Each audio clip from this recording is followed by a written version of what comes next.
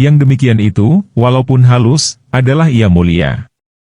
Al-Jurairi berkata, manusia bergaul pada kurun pertama dengan agama, sehingga tipislah agama itu. Mereka bergaul pada kurun kedua dengan kesetiaan, sehingga hilanglah kesetiaan itu. Dan pada kurun ketiga, dengan kehormatan diri, muruah, sehingga hilanglah kehormatan diri itu. Dan tidak ada tinggal, selain dari ketakutan dan keinginan. Bahagian keempat, bahwa ia mencintai karena Allah dan pada jalan Allah. Tidak untuk memperoleh daripadanya ilmu atau pekerjaan. Atau untuk dipergunakan menjadi wasilah jalan kepada sesuatu hal, di balik diri orang itu sendiri. Dan inilah derajat yang tertinggi. Dan itulah yang paling halus dan yang paling kabur. Bahagian ini juga mungkin. Karena setengah dari bekas kerasnya kecintaan, ialah bahwa melampaui dari yang dicintai, kepada tiap-tiap orang yang bersangkutan dengan yang dicintai dan yang bersesuaian dengan yang dicintai, walaupun dari jauh. Maka orang yang mencintai seorang manusia dengan kecintaan yang keras, niscaya ia mencintai orang yang mencintai manusia itu. Ia mencintai orang yang dicintai oleh manusia itu. Ia mencintai orang yang melayani manusia itu. Ia mencintai orang yang dipuji oleh kecintaannya itu. Dan ia mencintai orang yang bekerja cepat untuk kesenangan kecintaannya itu. Sehingga berkata Baqiyah bin Al-Walid, bahwa orang mukmin apabila mencintai orang mukmin, niscaya ia akan mencintai akan anjingnya. Dan benarlah apa yang dikatakan oleh Baqiyah itu. Dibuktikan oleh percobaan dalam keadaan orang-orang yang sedang asyik dan maksyuk, jatuh cinta setengah mati. Dan ditunjukkan kepada yang demikian, oleh syair-syair para penyair. Dan karena itulah, orang menyimpan kain dari kecintaannya dan menyembunyikannya untuk kenang-kenangan dari pihak kecintaannya itu. Dan mencintai rumah, tempat tinggal dan tetangga dari kecintaan. Sehingga bermadahlah seorang yang mabuk cinta, Majnun, dari kabilah, suku, Bani, Amir. Aku lalu di hadapan rumah kecintaanku Laila. Aku menghadap ke dinding ini dan ke dinding itu. Tidaklah kecintaan kepada rumah, yang melekat pada jantung hatiku. Tetapi kecintaan kepada orang, yang mendiami rumah itu. Jadi, penyaksian dan percobaan menunjukkan, bahwa kecintaan itu melampaui dari diri yang dicintai, kepada yang mengelilinginya, yang berhubungan dengan sebab-sebabnya dan yang bersesuaian dengan dia, walaupun dari jauh. Tetapi yang demikian itu, adalah dari salah satu kehususan bersangatannya kecintaan. Maka pokok kecintaan, tidaklah mencukupi pada orang yang dicintai saja. Dan adalah meluasnya kecintaan itu pada melampauinya dari yang dicintai, kepada yang meliputi, yang mengelilingi dan yang bersangkutan dengan sebab-sebabnya, menurut berlebih-lebihan dan kuatnya kecintaan itu. Dan seperti itu pulalah kecintaan kepada Allah, apabila kuat dan mengeras pada hati dan menguasai padanya. Sehingga sampai kepada batas membuta tuli. Maka melampauilah kecintaan itu, kepada segala yang ada, maujud, selain dia.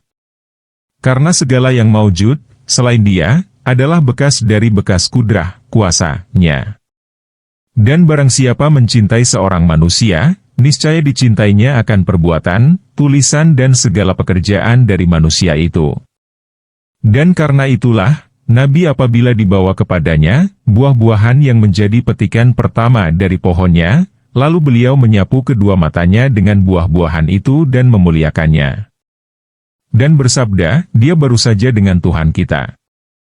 Mencintai Allah Ta'ala, sekali adalah benarnya harapan pada janji-janjinya dan apa yang akan terjadi di akhirat dari nikmatnya.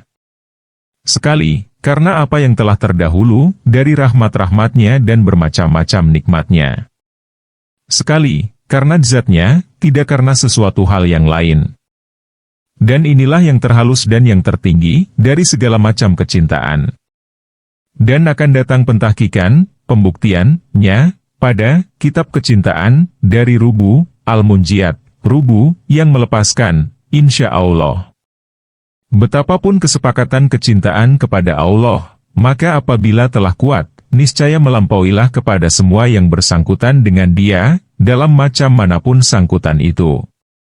sehingga melampaui kepada apa yang padanya menyakitkan dan tidak menyukakan pada dirinya. Tetapi berlebihan cinta itu melemahkan perasaan sakit dan kegembiraan dengan perbuatan orang yang dicintai, dan perbuatan itu maksudnya menyakitkan, dapat menghilangkan perasaan kesakitan itu.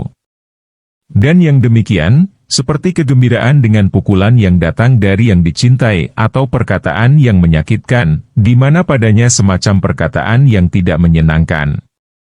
Sesungguhnya kuatnya kecintaan yang membekas kesenangan itu, menghilangkan perasaan kesakitan. Dan telah sampailah kecintaan kepada Allah bagi suatu kaum, sehingga sampailah mereka itu mengatakan, kami tidak membedakan antara bencana dan nikmat. Karena semuanya itu dari Allah. Dan tidak kami bergembira, kecuali dengan yang ada padanya kerelaan Allah. Sehingga setengah mereka mengatakan, aku tidak bermaksud memperoleh pengampunan Allah pada kemaksiatan kepada Allah. Samnun bermadah, tidaklah bagiku bahagian pada selain engkau. Maka bagaimanapun kehendakmu, cobakanlah kepadaku. Dan akan datang pentahkikan yang demikian, pada kitab kecintaan. Dan yang dimaksud, ialah, bahwa kecintaan kepada Allah apabila telah kuat, niscaya membuahkan kecintaan kepada tiap-tiap orang yang berdiri dengan hak peribadatan kepada Allah, mengenai pengetahuan atau amalan. Dan membuahkan kecintaan kepada tiap-tiap orang yang ada padanya, sifat yang direlai Allah, dari kelakuan yang baik, atau beradab dengan adab-adab agama. Dan tidaklah dari seorang mukmin yang mencintai akhirat dan mencintai Allah, melainkan apabila diterangkan kepadanya, tentang hal dua orang. Yang seorang alim abid, dan yang seorang lagi jahil fasik. Maka ia memperoleh pada dirinya, kecondongan kepada orang alim yang abid. Kemudian kecondongan itu lemah dan kuat, menurut kelemahan dan kekuatan imannya. Dan menurut kelemahan dan kekuatan cintanya kepada Allah. Dan kecondongan itu diperoleh, walaupun kedua orang itu jauh daripadanya, di mana ia mengetahui, bahwa dia tidak akan memperoleh dari kedua orang tersebut, kebajikan atau kejahatan, baik di dunia atau di akhirat. Maka kecondongan itu, ialah kecintaan kepada Allah dan karena Allah, tanpa memperoleh bahagian apa-apa. Sesungguhnya ia mencintai orang itu, karena Allah mencintainya. Dan karena orang itu memperoleh kerelaan pada sisi Allah Ta'ala. Dan karena ia mencintai Allah Ta'ala. Dan ia selalu beribadah kepada Allah Ta'ala. Kecuali, apabila kecintaan itu lemah, niscaya bekasnya tidak menampak dan tidak lahir padanya pembalasan dan pahala. Apabila kecintaan itu kuat, niscaya membawa kepada berkawan, tolong-menolong, memelihara jiwa, harta dan lidah. Dan manusia berlebih kurang padanya, menurut berlebih kurangnya mereka mencintai Allah Azza wa Jalla. Dan adalah kalau kecintaan itu terbatas, kepada memperoleh bahagian yang akan diperoleh dari yang dicintai, baik sekarang atau pada masa yang akan datang, niscaya tidaklah tergambar mencintai orang-orang yang telah meninggal, dari alim, ulama, abid-abid, para sahabat dan tabi'in. Bahkan juga nabi-nabi yang telah silam, kiranya rahmat dan sejahtera daripada Allah berkekalan kepada mereka sekalian.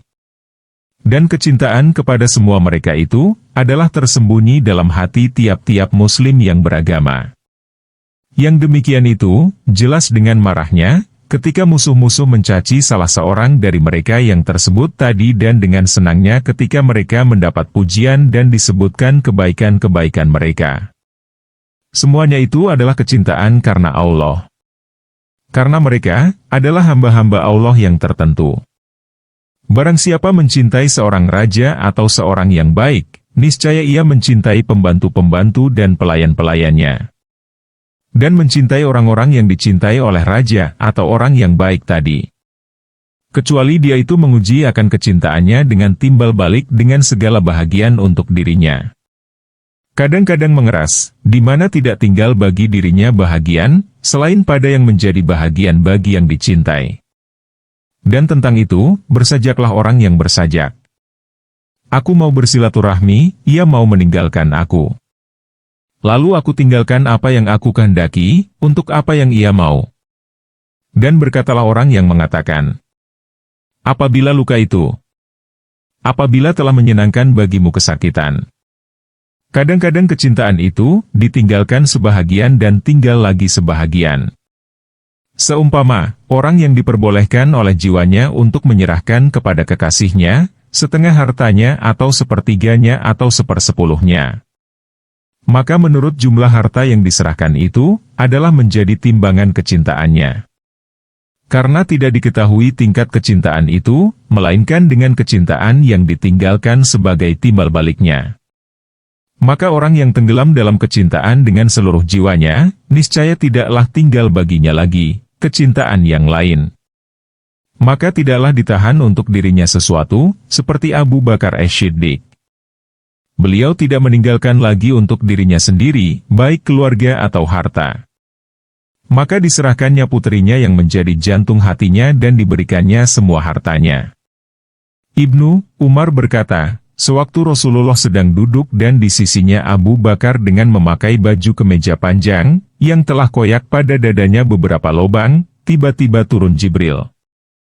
Maka Jibril menyampaikan salam sejahtera daripada Allah kepada Nabi dan mengatakan, wahai Rasulullah, mengapakah saya melihat Abu Bakar dengan memakai baju kemeja panjang, yang telah koyak pada dadanya beberapa lubang? Nabi menjawab, beliau telah membelanjakan hartanya kepadaku sebelum penaklukan Makkah. Jibril menyambung, sampaikanlah salam sejahtera daripada Allah kepadanya dan katakanlah kepadanya, Tuhanmu bertanya kepadamu, adakah engkau rela dariku tentang kemiskinanmu ini atau engkau marah? Ibnu Umar menerangkan seterusnya, lalu Nabi berpaling kepada Abu Bakar dan bersabda, wahai Abu Bakar, inilah Jibril yang membacakan kepadamu salam sejahtera daripada Allah dan berfirman, adakah engkau rela dariku tentang kemiskinanmu ini atau engkau marah? Ibnu Umar meneruskan ceritanya, maka menangislah Abu Bakar seraya berkata, adakah aku marah kepada Tuhanku? Aku rela kepada Tuhanku, aku rela kepada Tuhanku. Maka dapatlah diambil kesimpulan dari ini, bahwa tiap-tiap orang yang mencintai orang alim atau orang abid atau mencintai orang yang menggemari ilmu atau ibadah atau kebajikan, maka sesungguhnya ia mencintai orang yang tersebut tadi, pada jalan Allah dan karena Allah. Dan ia memperoleh pahala dan pembalasan, menurut kekuatan kecintaannya. Maka inilah uraian kecintaan pada jalan Allah dan tingkat-tingkatnya. Dan dengan ini, menjadi jelaslah pula tentang kemarahan pada jalan Allah. Tetapi akan kami tambahkan lagi penjelasan. Penjelasan, kemarahan pada jalan Allah. Ketahuilah kiranya, bahwa tiap-tiap orang yang mencintai pada jalan Allah, niscaya tak boleh tidak, ia memarahi pada jalan Allah. Karena jikalau engkau mencintai seseorang manusia, karena ia mentaati Allah dan ia tercinta pada sisi Allah, maka kalau ia mendurhakai Allah, niscaya tak boleh tidak, engkau akan memarahinya. Karena ia berbuat maksiat kepada Allah dan ia tercela pada sisi Allah. Dan barang siapa mencintai disebabkan sesuatu sebab, maka dengan sendirinya ia memarahi bagi lawan sebab itu. Dan hal yang dua ini, adalah perlu memerlukan. Tidak berpisah yang satu dari lainnya. Dan itu menurut kebiasaan, banyak terjadi pada kecintaan dan kemarahan. Tetapi masing-masing dari kecintaan dan kemarahan itu, penyakit yang tertanam dalam hati. Dan sesungguhnya ia tiris ketika mengeras. Ia tiris dengan lahirnya perbuatan orang-orang yang mencintai dan yang memarahi, pada dekat mendekati dan jauh menjauhi, pada perselisihan dan persesuaian. Maka apabila telah lahir pada perbuatan, niscaya dinamakan yang demikian, berteman dan bermusuh. Dan karena itulah, Allah Ta'ala berfirman, adakah engkau mengambil seorang teman pada jalan agamaku? Adakah engkau bermusuh dengan seorang musuh pada jalan agamaku, sebagaimana telah kami nukilkan dahulu? Dan ini adalah jelas terhadap orang yang tiada terang bagimu, selain dari ketaatannya yang menentukan bagimu untuk mencintainya. Atau tiada jelas bagimu, selain dari kefasikan dan kedalimannya dan budi pekertinya yang jahat. Lalu engkau menentukan untuk memarahinya. Sesungguhnya yang sulit, ialah apabila bercampur ketaatan dengan kemaksiatan. Maka engkau akan bertanya, bagaimanakah aku kumpulkan antara marah dan cinta, sedang keduanya itu berlawanan. Dan begitu pula berlawanan buahnya, dari persesuaian dan perselisihan, persahabatan dan permusuhan. Maka aku menjawab, bahwa yang demikian itu tidaklah berlawanan terhadap Allah Ta'ala, sebagaimana tidak berlawanan pada bahagian-bahagian kemanusiaan. Karena manakala berkumpul pada diri seseorang, beberapa perkara yang disenangi sebahagiannya dan tidak disukai sebahagiannya, maka engkau mencintainya dari suatu segi dan memarahinya dari segi yang lain. Orang yang mempunyai seorang istri yang cantik yang durhaka atau seorang anak yang cerdik dan patuh, tetapi fasik, maka ia akan mencintainya dari suatu segi dan memarahinya dari suatu segi. Dan adalah bersama orang itu, atas suatu keadaan di antara dua keadaan. Karena kalau diumpamakan, ia mempunyai 3 orang anak, seorang cerdik yang selalu berbuat kebaikan, seorang bodoh yang durhaka dan seorang lagi bodoh yang selalu berbuat kebaikan atau cerdik yang mendurhakai orang tuanya, maka orang tersebut akan menjumpai dirinya, bersama anak-anaknya itu, dalam 3 hal yang berlebih kurang, menurut berlebih kurangnya hal-hal yang menyangkut dengan anak-anaknya. Maka begitu pula, seyogialah keadaanmu terhadap orang yang banyak berbuat kezaliman dan orang yang banyak berbuat ketaatan. Dan orang yang berkumpul padanya kedua-duanya, berlebih kurang di atas 3 tingkat. Yaitu, engkau berikan kepada masing-masing sifat tadi, bahagiannya, dari kemarahan dan kesayangan, berpaling daripadanya dan menoleh kepadanya, berteman dan memutuskan perhubungan dan tindakan-tindakan lain yang timbul daripadanya. Kalau engkau bertanya, tiap-tiap muslim itu, adalah keislamannya merupakan ketaatan daripadanya. Maka bagaimanakah aku memarahinya serta keislamannya itu? Aku menjawab, bahwa engkau menyayanginya adalah karena keislamannya. Dan engkau memarahinya adalah karena kemaksiatannya. Dan adalah engkau terhadap orang itu dalam suatu keadaan, jikalau engkau bandingkan keadaan tersebut dengan keadaan orang kafir atau orang zalim, niscaya engkau memperoleh perbedaan di antara keduanya. Dan perbedaan itu adalah kecintaan bagi Islam dan menunaikan hak Islam. Dan kadar pelanggaran terhadap hak Allah dan ketaatan kepadamu, adalah seperti pelanggaran terhadap hakmu dan ketaatan kepadamu. Orang yang bersesuaian dengan kamu pada suatu maksud dan berlainan dengan kamu pada maksud yang lain, maka adalah kamu bersama orang itu, dalam keadaan di tengah. Di antara tergenggam dan terlepas. Di antara menghadap dan berpaling. Di antara berkasih-kasihan kepadanya dan berjauhan hati daripadanya. Dan tidaklah kamu berlebih-lebihan memuliakannya, sebagaimana kamu berlebih-lebihan pada memuliakan orang yang bersesuaian dengan kamu, dalam semua maksudmu. Dan tidaklah kamu berlebih-lebihan menghinakannya, sebagaimana kamu berlebih-lebihan menghinakan orang yang berselisih dengan kamu dalam segala maksudmu.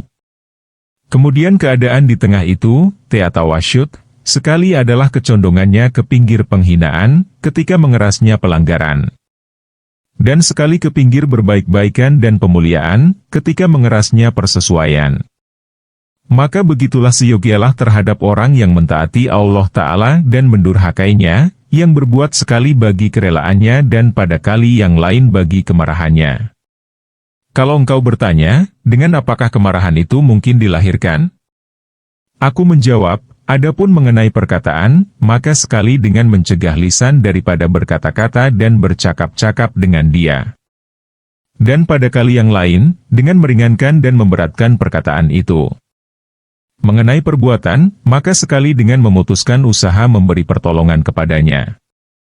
Dan pada kali yang lain, dengan usaha yang memburukkan dan merusakkan segala maksudnya. Dan sebahagian ini, lebih keras dari sebahagian yang lain. Yaitu menurut tingkat kefasikan dan kemaksiatan yang timbul daripadanya. Adapun hal yang terjadi karena kesilapan, yang diketahui bahwa orang itu menyesal atas perbuatan tersebut dan ia tidak meneruskannya lagi, maka yang lebih utama ialah menutup dan memicingkan mata daripadanya. Adapun yang dikerjakannya terus-terusan, baik kecil atau besar, maka jikalau orang itu termasuk orang yang kuat berkasih-kasihan, persahabatan dan persaudaraan antara engkau dan dia, maka untuk itu mempunyai hukum lain. Dan akan datang penjelasannya. Dan pada persoalan ini terdapat perbedaan antara para ulama. Adapun apabila tiada teguh persaudaraan dan persahabatan, maka tak boleh tidak daripada menampakkan bekas kemarahan. Ada kalanya berpaling muka dan menjauhkan diri daripadanya, serta sedikit sekali menoleh kepadanya. Dan ada kalanya meringankan dan memberatkan perkataan kepadanya. Dan ini adalah lebih berat daripada berpaling muka daripadanya. Yaitu menurut berat dan ringannya kemaksiatan. Begitu pula tentang perbuatan, terdapat dua tingkat. Salah satu daripadanya, memutuskan pertolongan, kekasih sayangan dan perbantuan. Dan itu adalah tingkat yang paling rendah. Dan tingkat yang lain, tingkat yang satu lagi, ialah berusaha merusakkan segala maksudnya, seperti perbuatan musuh yang sangat marah. Dan ini tak dapat tiada daripadanya. Tetapi, adalah pada sesuatu yang dapat merusakkan padanya jalan kemaksiatan. Adapun hal-hal yang tak membekas padanya, maka janganlah diperbuat. Umpamanya, orang yang berbuat maksiat kepada Allah dengan meminum khamar dan ia telah meminang seorang wanita.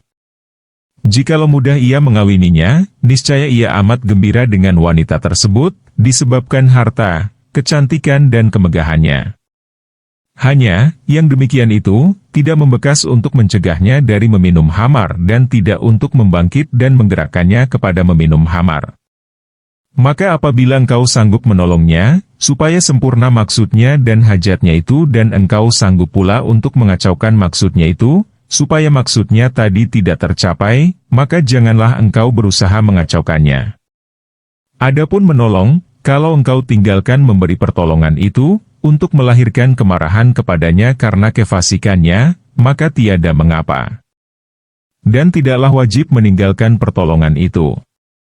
Karena kadang-kadang engkau mempunyai niatan untuk melahirkan kasih sayang dengan memberi pertolongan dan menampakkan belas kasihan kepadanya. Supaya ia percaya akan kasih sayangmu dan menerima akan nasihatmu. Ini adalah baik. Dan kalau tidak jelas yang demikian bagimu, tetapi engkau berpendapat untuk menolongnya, buat mencapai maksudnya, sebagai pelaksanaan terhadap keislamannya, maka yang demikian itu, tidaklah dilarang.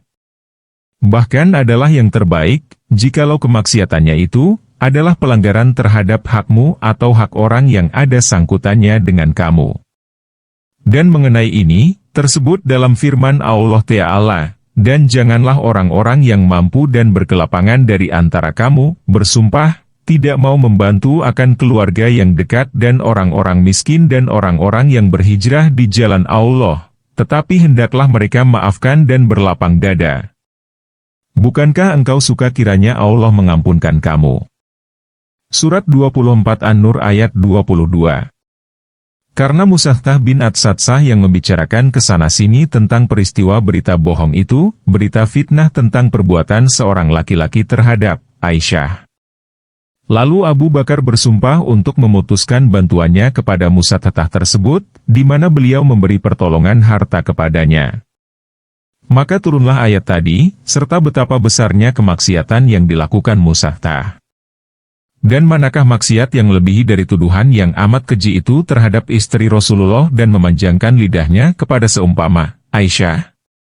Kecuali Abu Bakar Shiddiq, ayahanda Aisyah, adalah orang yang teraniaya dirinya dengan peristiwa itu dan memberi maaf kepada orang yang berbuat aniaya dan berbuat baik, ihsan, kepada orang yang berbuat jahat, adalah termasuk akhlak orang-orang Shiddiq.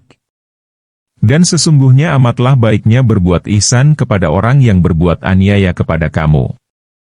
Adapun orang yang berbuat zalim kepada orang lain dan melakukan perbuatan maksiat kepada Allah dengan dia, maka tidaklah baik berbuat ihsan kepadanya. Karena pada berbuat ihsan kepada orang zalim, adalah berbuat kejahatan kepada orang yang teraniaya. Dan hak orang yang teraniaya adalah lebih utama dipelihara. Dan menguatkan hatinya dengan memalingkan muka dari orang zalim, adalah lebih disukai oleh Allah, daripada menguatkan hati orang zalim. Adapun apabila engkau menjadi orang yang teraniaya, maka yang lebih baik, pada hak dirimu itu, memaafkan dan berlapang dada. Cara orang-orang terdahulu, salaf, adalah berlain-lainan tentang menyatakan kemarahan terhadap orang-orang yang berbuat maksiat. Dan mereka itu semua sepakat melahirkan kemarahan terhadap orang-orang zalim, orang-orang bid'ah, yang mengada-adakan, dan tiap-tiap orang yang berbuat maksiat kepada Allah, dengan kemaksiatan yang menjalar kepada orang lain. Adapun orang yang berbuat maksiat kepada Allah pada dirinya sendiri, maka sebahagian salaf ada yang memandang, dengan mata kasih sayang kepada semua orang-orang maksiat itu. Dan sebahagian dari mereka, ada yang sangat menantang dan memilih jalan berhijrah. Adalah Ahmad bin Hanbal berhijrah, meninggalkan orang-orang besar, dengan perkataan yang sedikit saja. Sehingga beliau meninggalkan Yahya bin Mu'in karena katanya, sesungguhnya aku tiada akan meminta pada seseorang akan sesuatu.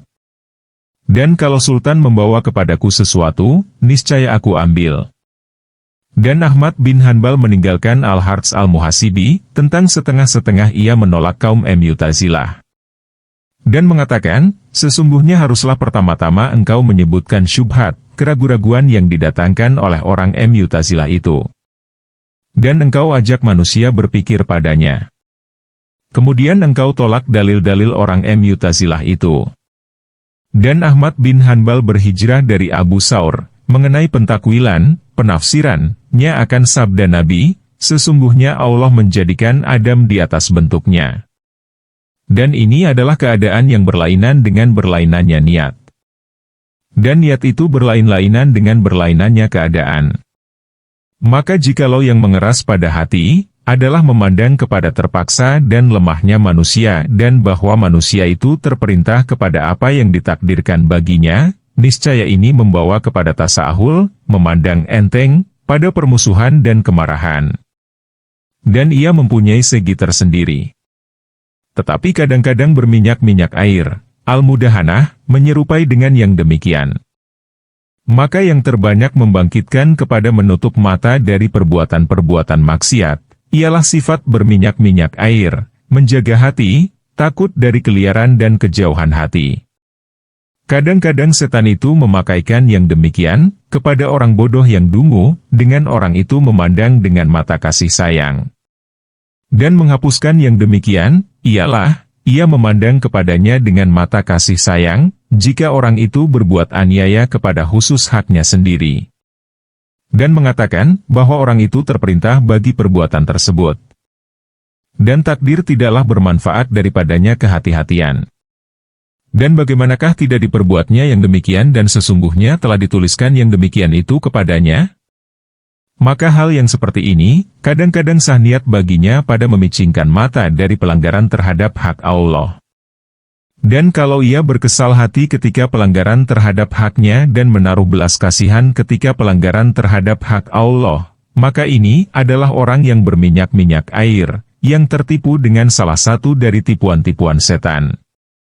Maka hendaklah waspada untuk yang demikian itu.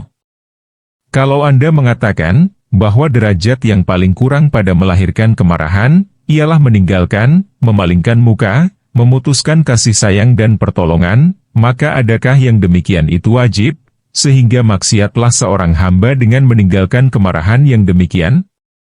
Maka aku menjawab, bahwa tidaklah masuk yang demikian dalam ilmu sahir di bawah taklif, pembebasan tugas agama, dan pengajiban.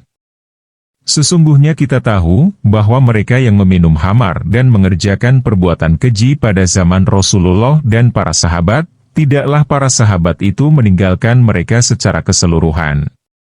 Tetapi cara sahabat itu, terbagi pada menghadapi orang-orang yang berbuat keji tadi, kepada yang mengeraskan perkataan dan melahirkan kemarahan kepadanya, kepada yang berpaling muka dan tidak mendatangi kepadanya dan kepada yang memandang kepada orang yang berbuat kekejian itu dengan mata kasih sayang dan tidak memilih berputus silaturahim dan menjauhkan diri. Maka inilah titik-titik halus keagamaan, yang berlainan padanya jalan orang-orang yang menjalani ke jalan akhirat. Dan adalah amalan masing-masing, menurut yang dikehendaki oleh keadaan dan waktu. Dan yang dikehendaki oleh keadaan pada segala hal ini, ada kalanya yang dimakruhkan atau yang disunatkan. Maka adalah pada tingkat hal-hal yang utama dan tidaklah berkesudahan kepada pengharaman dan pengewajiban. Karena yang masuk di bawah taklif, artinya pembebanan suatu kewajiban, ialah pokok pengenalan, ma'rifah, akan Allah Ta'ala dan pokok kecintaan. Dan yang demikian, kadang-kadang tidak melewati dari yang dicintai kepada lainnya. Dan yang melewati, ialah berlebih-lebihan dan kerasnya kecintaan itu. Dan yang demikian, tidaklah sekali-kali masuk dalam fatwa dan di bawah taklif, pembebanan, yang jelas pada pihak orang awam. Penjelasan, tingkat-tingkat mereka yang dimarahi pada jalan Allah dan cara bergaul dengan mereka. Kalau Anda mengatakan, bahwa melahirkan kemarahan dan permusuhan dengan perbuatan, jikalau tidak wajib, maka tidak ragu lagi, bahwa itu sunat. Dan orang-orang maksiat dan fasik itu, adalah pada tingkat-tingkat yang berlain-lainan. Maka bagaimanakah memperoleh keutamaan bergaul dengan mereka? Adakah ditempuh suatu jalan, dengan semua mereka atau tidak? Maka ketahuilah, bahwa orang yang menyalahi perintah Allah selalu ada. Ada kalanya menyalahi pada itikad, keyakinan, atau pada amalannya. Dan yang menyalahi pada itikad, keyakinan, ada kalanya orang bid'ah, yang mengada-adakan, atau orang kafir. Dan orang bid'ah, yang mengada-adakan, itu, ada kalanya melakukan dakwah kepada kebid'ahannya atau berdiam diri saja. Dan yang berdiam diri itu, ada kalanya disebabkan kelemahan atau pilihannya yang demikian. Maka pembahagian kerusakan pada itikad, keyakinan, itu, adalah 3. Pertama, kekafiran, kufur. Dan orang kafir itu, kalau ia kafir harbi, kafir yang dalam keadaan perang dengan orang muslimin, maka ia berhak dibunuh dan diambil menjadi budak. Dan tak ada lagi penghinaan, sesudah yang dua ini. Adapun kafir zimmi, kafir yang keamanannya dalam jaminan pemerintah Islam, maka tidak boleh menyakitinya. Kecuali dengan memalingkan muka daripadanya dan menghinakannya dengan paksaan kepada jalan yang sempit dan meninggalkan memulai salam. Apabila ia mengucapkan, Assalamualaikum, salam sejahtera kepadamu, maka engkau menjawab, Wa'alaika, dan kepadamu. Dan yang lebih utama, ialah mencegah daripada bercampur, bergaul dan wakil-mewakilkan dengan dia. Adapun berlapang dada dan berjinakan hati kepadanya, sebagaimana berjinakan hati kepada teman-teman, adalah sangat makruh, yang hampir berkesudahan yang kuat dari kemakruhan itu, kepada batas pengharaman. Allah Ta'ala berfirman, engkau tidak akan mendekati kaum yang beriman kepada Allah dan hari akhirat, menunjukkan kecintaan mereka kepada orang-orang yang menantang Allah dan Rasul-Nya, walaupun adalah mereka yang menantang, itu, bapak-bapak mereka atau anak-anak mereka atau saudara-saudara mereka atau keluarga mereka. Mereka itu telah dituliskan oleh Allah dalam hatinya keimanan dan telah dikuatkannya mereka dengan pertolongan daripadanya dan ia akan memasukkan mereka ke dalam surga, yang mengalir padanya sungai-sungai, di mana mereka itu kekal di dalamnya. Allah telah merelai mereka dan mereka pun rela kepadanya. Mereka itu tentara Allah. Ketahuilah, bahwa tentara Allah itulah yang memperoleh kemenangan. Surat 58 Al-Mujadalah ayat 22. Nabi bersabda, orang muslim dan orang musyrik tidaklah akan lihat-melihat neraka keduanya. Allah Azza wa Jalla berfirman, hai orang-orang yang beriman, janganlah kamu jadikan musuhku dan musuhmu itu pemimpin, yang kamu tunjukkan kepada mereka kasih sayang. Surat 60 Al-Mumtahanah ayat 1. Kedua, orang yang berbuat bid'ah, yang mengada-adakan, yang mengajak orang lain kepada bid'ahnya. Jikalau bid'ah, yang mengada-adakan, itu, di mana dapat mengkufurkan, maka keadaannya adalah lebih berat daripada orang zimmi. Karena orang bid'ah, yang mengada-adakan, itu, tidak diakui dengan pembayaran pajak, jizyah. Dan tidak diperbolehkan mengadakan ikatan menjadi tanggung jawab pemerintah Islam, aqdi zimmah. Dan kalau orang bid'ah, yang mengada-adakan, itu, termasuk orang yang tidak dihukum kafir, maka persoalannya di antara dia dan Allah, sudah pasti lebih ringan daripada persoalan orang kafir. Tetapi persoalan menantangnya, adalah lebih berat daripada orang kafir. Karena kejahatan kafir itu, tidaklah menjalar. Karena orang-orang Islam itu yakin atas kekafirannya. Maka mereka tidak menoleh kepada kata-katanya, disebabkan ia tidak mendakwakan dirinya Islam dan beritikad benar. Adapun orang bid'ah, yang mengada-adakan, yang mengajak orang lain kepada bid'ah, yang diada-adakannya dan mendakwakan bahwa apa yang diajaknya itu adalah benar, maka itu adalah sebab tertipunya orang banyak. Kejahatannya menjalar kepada orang lain. Maka sunnah melahirkan kemarahan, permusuhan, memutuskan hubungan, menghinakan, memburukkannya dengan kebid'ahannya dan mengajak manusia untuk menjauhkan diri daripadanya. Dan kalau ia memberi salam pada tempat yang tak ada orang, maka tiada mengapa menjawab salamnya. Dan kalau Anda ketahui, bahwa berpaling muka daripadanya dan berdiam diri daripada menjawab salamnya, adalah memburukkan kebid'ahan orang itu, pada dirinya dan mengesankan pada menjauhkannya, maka meninggalkan jawab salamnya, adalah lebih utama. Karena menjawab salam, walaupun wajib, menjadi gugur dengan maksud yang kecil saja, di mana padanya ada kemuslihatan.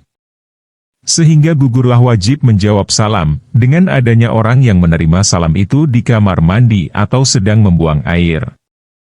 Dan maksud pencegahan itu, adalah lebih penting dari maksud-maksud tadi. Dan kalau salam dari orang bid'ah, yang mengada-adakan, itu di muka orang banyak, maka meninggalkan jawabnya adalah lebih utama, untuk menjauhkan manusia daripadanya dan memburukkan kebid'ahannya di hadapan mereka.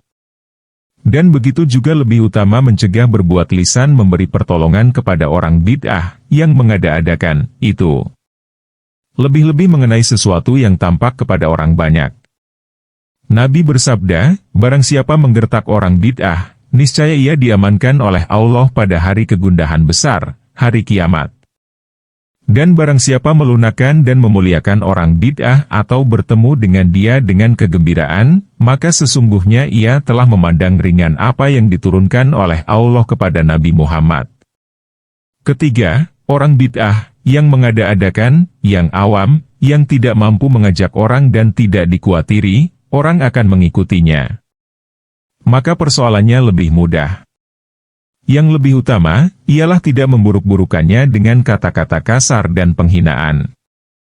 Tetapi dengan kata-kata yang lemah lembut, menasihatinya. Karena hati orang awam itu, lekas bertukar. Kalau nasihat itu tidak bermanfaat dan dengan memalingkan muka daripadanya adalah memburukkan kebid'ahannya pada diri orang itu, niscaya amatlah sunnah berpaling muka dari orang bid'ah itu. Dan kalau diketahuinya bahwa yang demikian tidak membekas pada orang bid'ah tersebut, disebabkan keras tabiatnya dan mendalam kepercayaan itu pada hatinya, maka memalingkan muka adalah lebih utama. Karena bid'ah, yang mengada-adakan, itu, apabila tidak secara berlebih-lebihan memburukkannya, niscaya menjadi terkenal di antara orang banyak dan meratalah kerusakannya. Adapun orang yang berbuat maksiat dengan perbuatan dan amalan, bukan dengan itikat, keyakinan, maka tidaklah terlepas, ada kalanya dia itu, di mana orang lain mendapat kesakitan dengan sebab dia, seperti kezaliman, perampokan, kesaksian palsu, cacian, pemukulan di antara orang banyak, berjalan ke sana kemari dengan lalat merah, suka menceritakan kekurangan orang, berita fitnah, dan hal-hal yang seumpama dengan yang demikian. Atau maksiatnya itu tidak terbatas padanya saja, tetapi menyakitkan orang lain juga. Dan yang demikian itu, terbagi kepada, apa yang membawa orang lain kepada kerusakan, seumpama orang yang memiliki tempat kejahatan, di mana ia mengumpulkan lelaki dan wanita dan menyediakan sebab-sebab minuman dan kerusakan, untuk orang-orang yang berbuat kerusakan. Atau ia tiada mengajak orang lain kepada perbuatannya, seumpama orang yang meminum khamar dan melakukan perzinaan. Dan ini, yang tidak mengajak orang lain kepada perbuatannya, ada kalanya maksiatnya itu dosa besar atau dosa kecil. Dan masing-masing daripadanya, ada kalanya terus-menerus mengerjakan maksiat atau tidak terus-menerus. Maka dari pembahagian-pembahagian ini, berhasillah 3 bahagian. Dan tiap-tiap bahagian daripadanya mempunyai tingkatan. Dan setengahnya lebih keras dari yang lain. Dan tidaklah kami tempuh semuanya itu dengan satu jalan. Bahagian pertama, yaitu yang lebih keras mendatangkan melarat kepada orang banyak, seperti, berbuat zalim, merampok, naik saksi palsu, mengumpat dan memfitnah. Maka terhadap mereka itu, yang lebih utama, ialah berpaling muka dari mereka, meninggalkan bercampur baur dan menghentikan bergaul. Karena kemaksiatan itu berat sekali, tentang apa yang mendatangkan kepada menyakitkan orang banyak. Kemudian, mereka itu terbagi kepada orang yang berbuat zalim pada darah, pembunuhan, dan kepada orang yang berbuat zalim pada memalukan orang lain. Dan sebahagiannya adalah lebih keras dari sebahagian yang lain. Maka disunatkan benar menghina dan berpaling muka dari orang-orang zalim tersebut. Dan manakala diharapkan dari penghinaan, itu dapat mengejutkan mereka atau orang lain, maka hal yang demikian itu lebih dikuatkan dan dikeraskan lagi. Bahagian kedua, orang yang mempunyai tempat kejahatan, yang menyediakan segala sebab kerusakan dan memudahkan jalan kerusakan itu kepada orang banyak. Maka orang tersebut tidak menyakitkan orang banyak pada dunia mereka. Tetapi dengan perbuatan itu, merusakkan keagamaan mereka. Dan kalau perbuatan itu sesuai dengan kesukaan mereka, maka bahagian yang kedua ini mendekati dengan bahagian yang pertama itu. Tetapi lebih ringan daripadanya. Karena kemaksiatan di antara hamba dan Allah Ta'ala adalah lebih mendekati kepada kemaafan. Tetapi dari segi bahwa perbuatan itu umumnya menjalar kepada orang lain, maka adalah lebih berat. Dan juga ini menghendaki penghinaan, memalingkan muka, memutuskan silaturahim dan meninggalkan menjawab salamnya, apabila diduga bahwa pada tindakan yang demikian, adalah semacam gertak kepada orang itu dan kepada orang lain. Bahagian ketiga, orang yang berbuat fasik pada dirinya sendiri, dengan meminum khamar atau meninggalkan yang wajib atau mengerjakan yang terlarang yang tertentu baginya. Maka mengenai ini, persoalannya adalah lebih ringan. Tetapi jikalau dijumpai ia pada waktu sedang mengerjakan yang terlarang tadi, niscaya wajiblah dicegah dengan cara, di mana ia mencegah dirinya dari perbuatan itu. Meskipun dengan pukulan dan penghinaan. Karena mencegah dari yang munkar, adalah wajib. Dan apabila orang itu telah selesai mengerjakan maksiat tersebut dan diketahui bahwa yang demikian itu adalah termasuk kebiasaannya dan ia selalu mengerjakan kejahatan itu, maka dalam hal ini, jikalau ia yakin bahwa nasihatnya mencegah orang itu dari kembali kepada kejahatan tadi, niscaya wajiblah dinasehati. Dan jikalau ia tidak yakin yang demikian, tetapi ia mengharap yang demikian, maka yang lebih utama ialah menasehati dan menakutkannya dengan kasar, jikalau yang demikian itu lebih bermanfaat. Adapun berpaling muka daripada menjawab salamnya dan mencegah daripada bercampur baur dengan dia, di mana dia itu diketahui terus-menerus berbuat kejahatan dan nasihat tidak bermanfaat kepadanya, maka dalam hal ini ada pandangan. Dan pendapat ulama mengenainya berbeda-beda. Dan yang syahih, yang benar, bahwa yang demikian itu, berbeda-beda dengan berbedanya niat orang. Maka ketika ini, dikatakan, bahwa segala perbuatan itu dengan niat. Karena tentang kasih sayang dan memandang dengan kacamata kesayangan kepada orang banyak, adalah semacam merendahkan diri, tawadlu. Dan pada sikap kasar dan memalingkan muka, adalah semacam gertak. Dan yang meminta fatwa kepadanya, adalah hati. Maka apa yang dilihatnya, lebih condong kepada hawa nafsunya dan kehendak tabiatnya, maka yang lebih utama, ialah lawan dari yang demikian. Karena kadang-kadang adalah memandang enteng dan menggertak orang yang berbuat kejahatan itu, timbul dari kesombongan dan kebanggaan, merasa senang dengan melahirkan ketinggian dan penunjukan kepada perbaikan.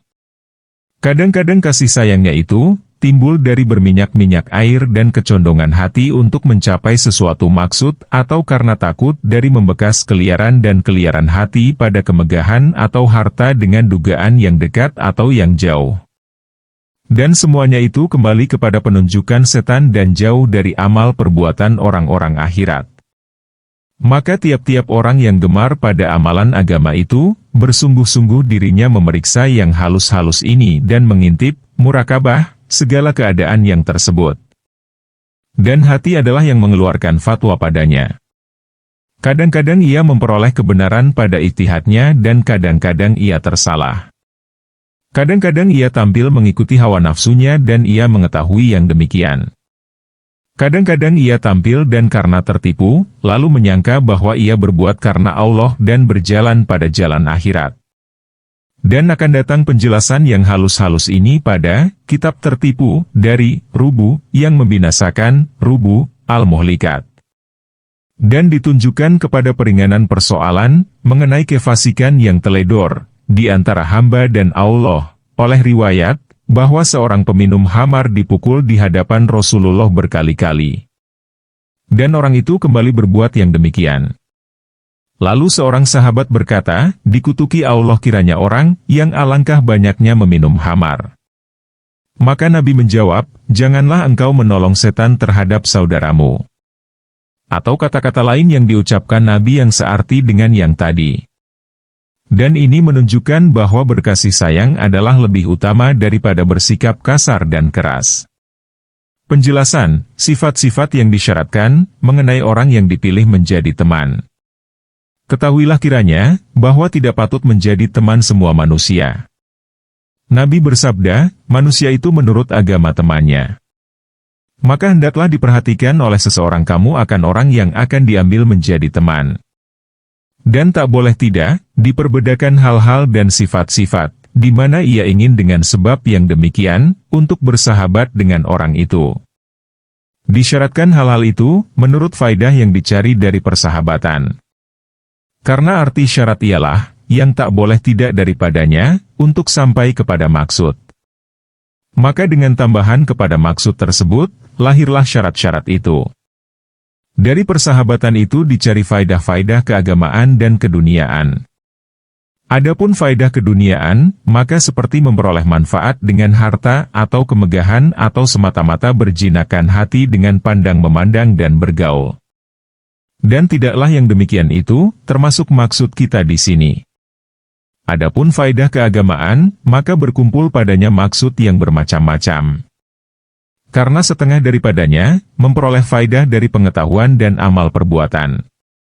Setengah daripadanya, memperoleh faidah dari kemegahan, di mana dengan kemegahan itu, kita dapat menjaga daripada disakiti oleh orang yang mengganggu ketentraman hati. Dan yang menghambat dari beribadah.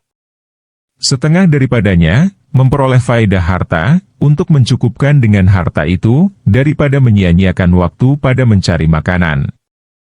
Setengah daripadanya, memperoleh pertolongan pada segala hal yang penting. Maka adalah yang demikian itu, senjata untuk menghadapi segala bahaya dan kekuatan dalam segala hal. Setengah daripadanya, memperoleh barakah dengan semata-mata mendoa. Dan setengah daripadanya, menunggu syafaat pada hari akhirat. Berkata setengah salaf, carilah banyak teman. Karena sesungguhnya tiap-tiap mukmin itu, mempunyai syafaat. Maka semoga engkau dapat masuk ke dalam syafaat temanmu.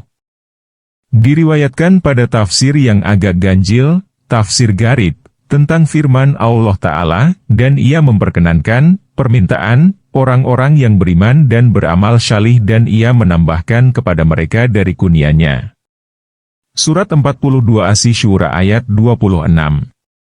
Berkata setengah salaf, menurut tafsir yang Garib itu, bahwa orang yang beriman dan yang beramal syalih, dapat memberi syafaat kepada teman-temannya.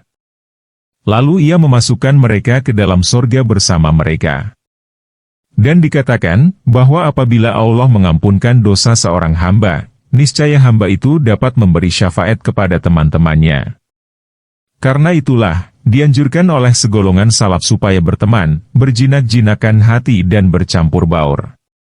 Mereka itu tiada menyukai pengasingan diri dan sendirian. Inilah faidah-faidah itu, di mana tiap-tiap faidah meminta beberapa syarat. Dan faidah itu tidak akan berhasil, selain dengan syarat-syarat tersebut. Dan akan kami uraikan semuanya. Adapun secara keseluruhan, maka seyogialah hendaknya ada 5 perkara pada orang yang akan dipilih menjadi teman. Yaitu, berakal, baik budi pekerti, tidak fasik, tidak berbuat bid'ah, yang mengada-adakan, dan tidak loba kepada dunia. Adapun nakal, adalah pokok dan itulah asalnya. Tak ada kebajikan berteman dengan orang bengal. Kesudahannya, akan kembali kepada keliaran hati dan putus silaturahim, walaupun persahabatan itu telah berjalan lama. Sayyidina Ali bermadah, "Janganlah engkau berteman dengan orang bodoh, awasilah dirimu dan dirinya." Berapa banyak orang yang bodoh, memburukan orang penyabar ketika ia mengambil menjadi temannya. Dibandingkan yang seorang dengan yang seorang, apabila orang itu sama-sama berjalan. Sesuatu mempunyai dari sesuatu, perbandingan dan keserupaan. Kalbu terhadap kalbu, mempunyai petunjuk ketika perjumpaan. Betapa tidak? Orang bengal itu kadang-kadang mendatangkan kemelaratan kepadamu, sedang maksudnya mendatangkan kemanfaatan kepadamu dan menolong kamu, di mana sebenarnya, ia tidak tahu. Dan karena itulah, berkata penyair, "Sesungguhnya aku merasa aman dari musuh yang berakal. Dan aku takut kepada teman, yang ditelanjangi oleh gila. Akal itu suatu macam dan jalannya aku ketahui, lalu aku perhatikan. Dan gila itu bermacam-macam. Dan karena itulah, dikatakan, bahwa memutuskan perhubungan dengan orang bengal, adalah mendekatkan diri kepada Allah Ta'ala." At-Suri berkata, memandang kepada muka orang yang bengal itu, adalah kesalahan yang dituliskan. Kami maksudkan dengan, orang berakal, ialah orang yang memahami segala persoalan, menurut yang sebenarnya. Ada kalanya oleh dirinya sendiri dan ada kalanya apabila diberi peringatan oleh orang lain. Adapun baik budi pekerti, maka tak boleh tidak daripadanya. Karena banyaklah orang berakal, mengetahui segala sesuatu menurut yang sebenarnya. Tetapi apabila sangatlah marahnya atau nafsu syahwat atau kekikiran atau ketidakberanian, niscaya ia mengikuti hawa nafsunya. Dan ia menyalahi dengan apa yang diketahuinya. Karena lemahnya daripada paksaan sifat-sifatnya dan pembetulan budi pekertinya. Maka tak ada kebajikan pada persahabatan dengan dia.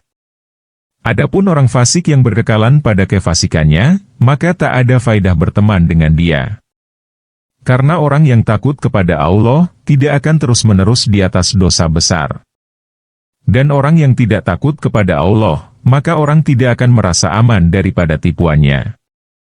Dan tidak dipercayai dengan kebenarannya. Tetapi ia selalu berubah dengan perubahan maksud-maksudnya. Dan Allah Ta'ala berfirman, "Dan janganlah engkau turut orang yang telah kami lalaikan hatinya dari mengingati kami dan ia menurutkan hawa nafsunya." Surat 18 Al-Kahfi ayat 28.